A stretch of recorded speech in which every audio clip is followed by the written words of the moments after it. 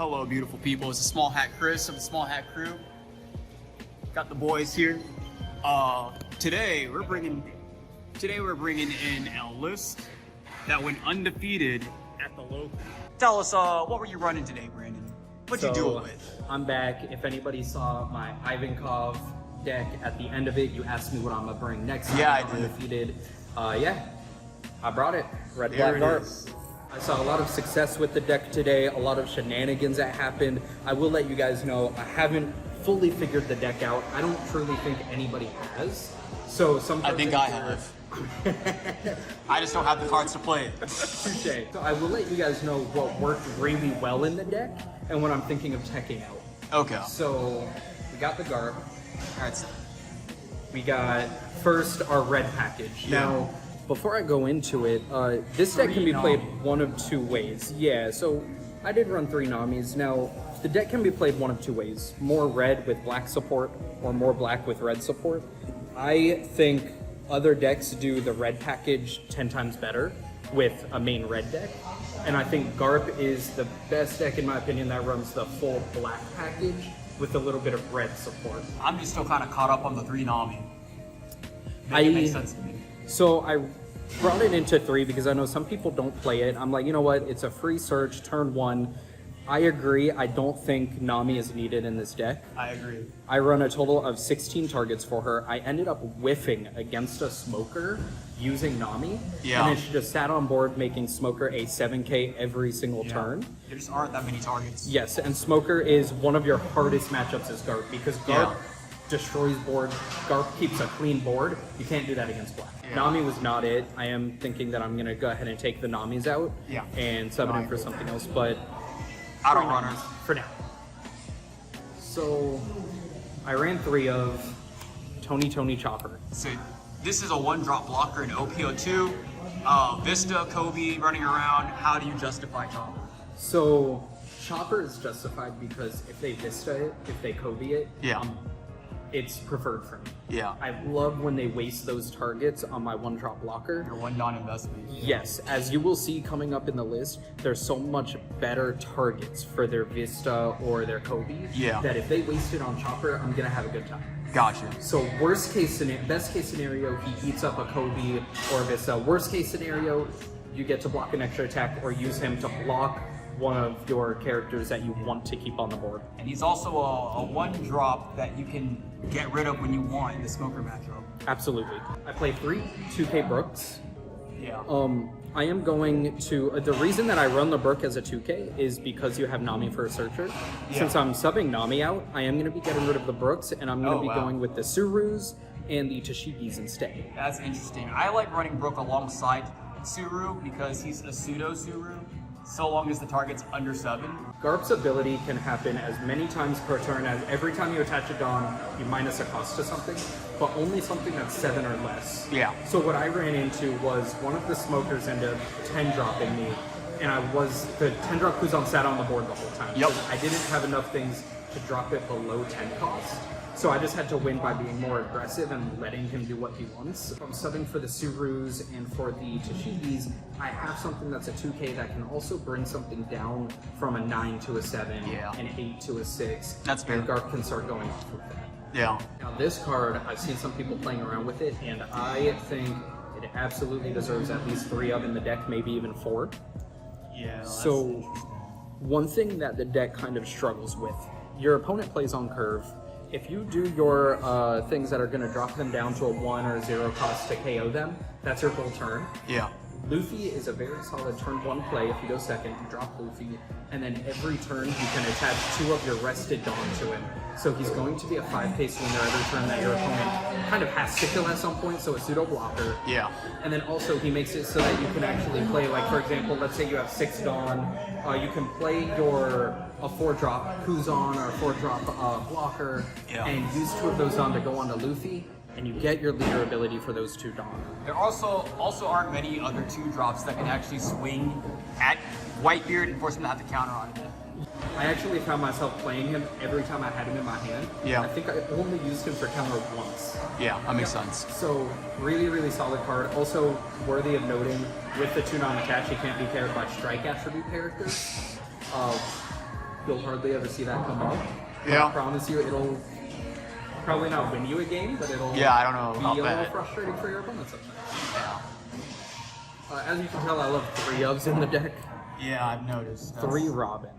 Now, the reason I play 3 Robin and not 4, I do want to see Robin when I have 3 Dawn because she's amazing. She actually is the sole reason that I beat the Luffy player by being able to put 1 Dawn on my Robin, drop something by 1 cost, swing with Robin, kill something, and then also Kobe and kill whatever I minus by putting the Dawn on Robin.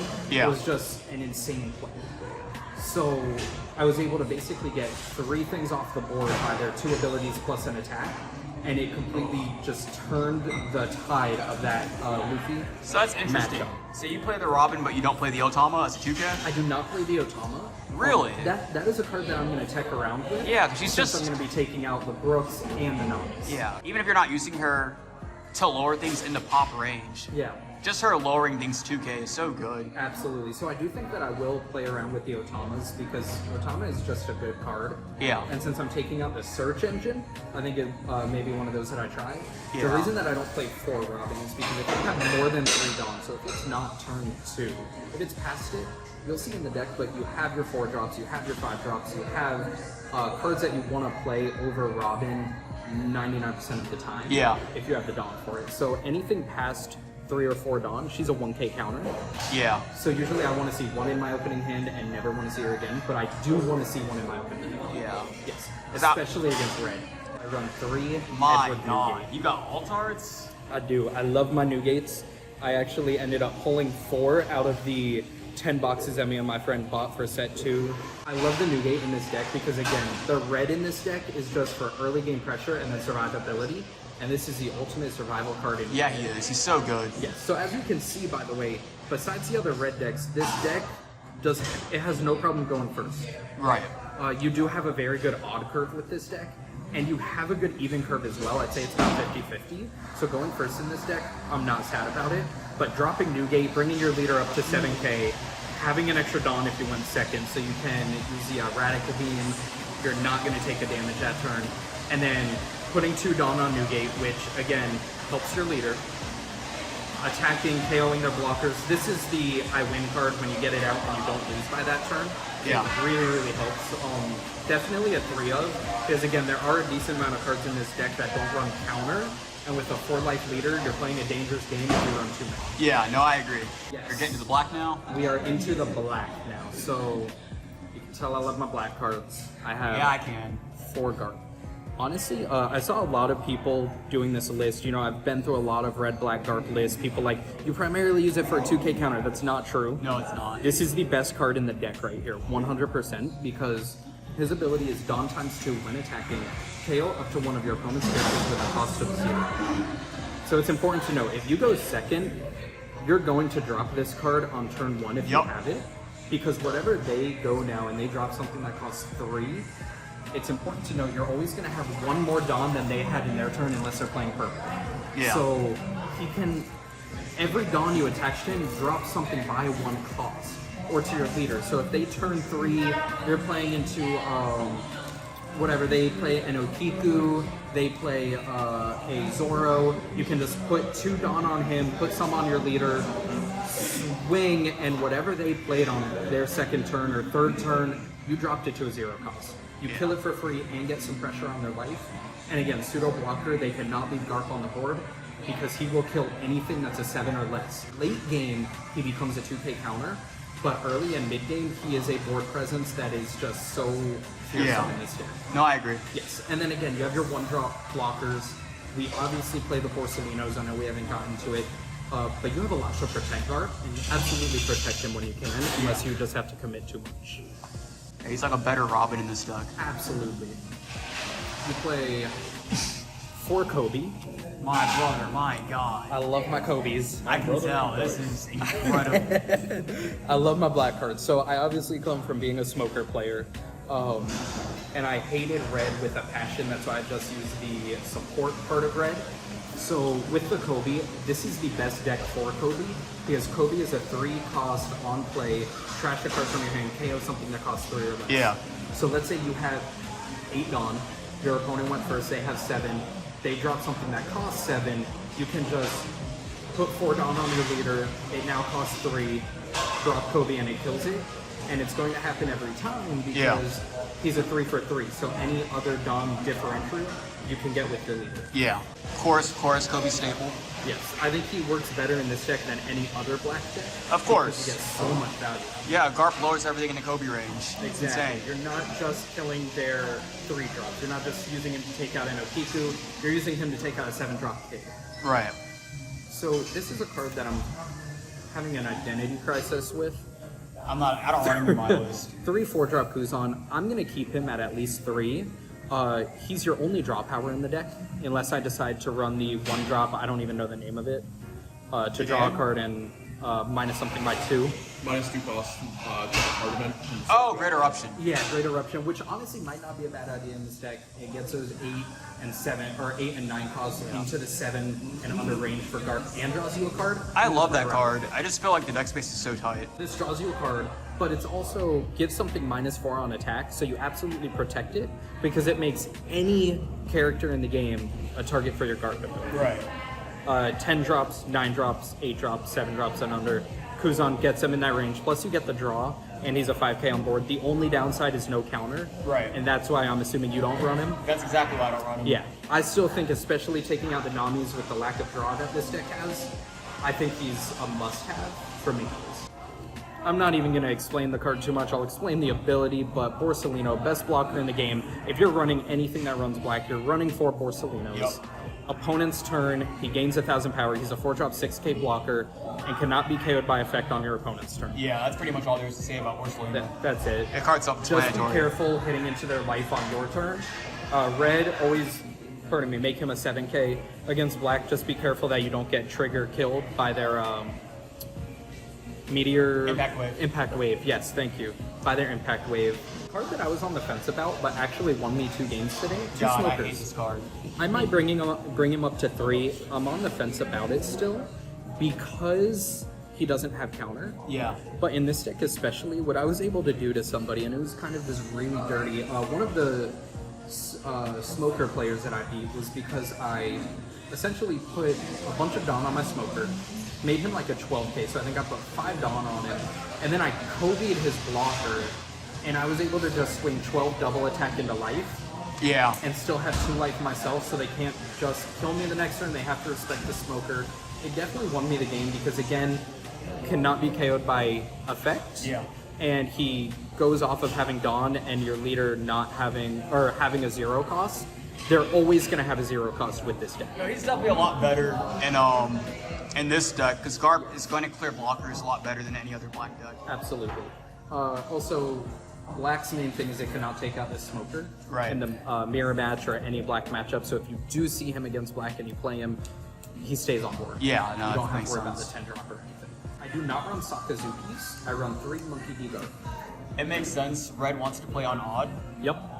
Again, if I go first, perfect 5-drop, kill anything that they played the turn previous because 4 are under, and then you can activate main, rest him, trash a card from your hand. So same ability as Sakazuki, except you have to rest him. Yeah. And then KO something that's 4 or less. With He's Garp's essentially ability. a Sakazuki, you can play a turn sooner, and if you were to Exactly. drop him the same as a Sakazuki, you could You attach can the do Garp Dawn to your ability. leader, bring the card down into the Garp's range like you would Sakazuki for the same cost, and you get a 6k swing out of that as well. Exactly. And then against, let's say, like green, for example, you actually tap him a bunch.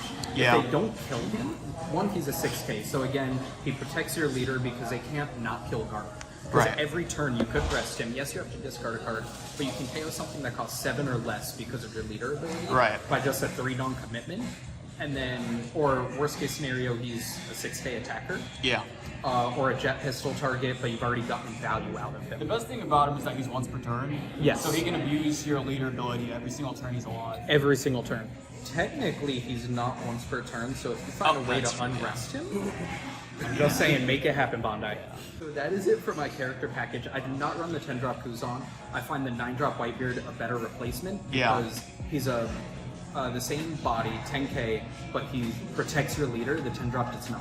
10-drop Kuzan's just so unnecessary in Garp also, Yes. because Garp's already efficient at getting things low Exactly. to pop. So the event package, let's go with red. You're playing a 4-life leader, you're playing red, you are playing 4 radical. Yeah, you are. I go to 2 life in this deck very quickly. By Yup, turn same. 3 or 4, I'm at 2 life. But when you're on 2 life, you at least have the 4 Dons, so you have your Borsalinos, you have your Radical Beams, you have your Choppers in there, and you have the cards that your opponent needs to take out before your life. Yeah. You stay at 2 life a lot. Yeah, no, it's You true. go to 2 life very quick, and you stay there. 1 Dawn 4K. That's just Yes. Absolutely 4. for Oh my Shockwave. god. In my opinion, Shockwave is the best event in the game. What? Yeah, I mean, it's... In the same, because it came out in OPO2 alongside Judgment of Hell. I don't like Hell's Judgment personally. Oh my god. Don't start giving bad takes. We People are don't gonna have to go question into it. You don't want to lose subscribers over me saying it. question your deck choice. So Shockwave, if you're going against red and you're not able to clear their board, they have at least 2 characters. Shockwave's gonna hit something. It's impossible to play around if they have more than 1 character already. If they only have 1, they have to swing with it. And it also helps get rid of those 1-cost blockers. Yeah. Unless they just swing with it first, which at that point, Shockwave did its job. Yeah, it's just a pseudo Red Hawk that the opponent can't play around by attaching Dawn to their characters. And then the trigger is KO up to one of your opponent's characters with a cost of 4 or less. Yeah. That's an insane effect because it actually won me one of the Smoker matchups. It was trigger, and you can KO a Borsalino during your turn God. with the trigger. Borsalino, you can KO anything, whether it's rested or not rested, with the trigger that's 4 or less. And it's just a very solid card. I would never run anything less than 4. That's I crazy. guess I can't say never, but for now, 4. That is crazy. And then the last card in the deck, some people only run 3, but with the nature of your leader's ability, Oh yeah, no, this card's insane. 4 Meteor Volcano. Yeah, no, this card's crazy in Garp. The trigger's insane. Draw 2 cards and trash 1 from your hand, so you get a Queen ability on trigger, which can potentially get you more counter than your opponent accounted for if Yeah. they're going for game. And then also main KO up to one of your opponent's characters with a cost of 1 or less. Again, with your leader ability, anything is pretty much 1 or less Yeah. at any given point in time. Yep. So this pretty much says KO one thing of your choice on. Card's really good, and it also gives you, if you're going second, and out to people playing 1-drop characters like Bonnie and passing turn. Yes. So with this deck, what I do is early you play aggressive into a where your opponent has to respect your aggressive gameplay with your red cards, such as Robin, and so you save some life off of that. And then kind of mid to late game, you go more of a control-y, like you're controlling board with your Meteor Volcanoes. You're protecting your life with your new gates. You're getting a 5-drop Smoker on board. So it's aggro early to establish kind of dominance over your opponent. Yeah. Clear their board, make them respect your board, and not go after your life into your bigger bodies like your new gates and your smokers, and it works. It works really well. Yeah. But yes, I told you guys that I was gonna come back with the red-black Garp, and I did it. So You did it. Yep. That's amazing, Brandon. Thank you. Stellar performance today. Oh, Yeah. What what's do you do with next? Blurple Kaido. So next, I'll probably fine-tune this deck list. We go again. We go again with the red-black Garp until I top again with what I think will be a better deck list, and then we will go for green film. We're gonna play mono green film. Oh my God. I see Manny didn't discourage you with his film haul. Eustace Kid mono green film. Look out for it. I don't think we will. Well, thank you for coming on the channel, man, yet again with your stellar performance. Thank you. Are you a straw hat? What are you, Brandon? Tell us. Are you a small hat? I am a small hat. You're a small hat. I'm officially a small hat. You've heard it here first, people. That's all it takes to become a small hat. You gotta win 2 events. With wonky decks. Yeah. All right. Until next time. See you guys.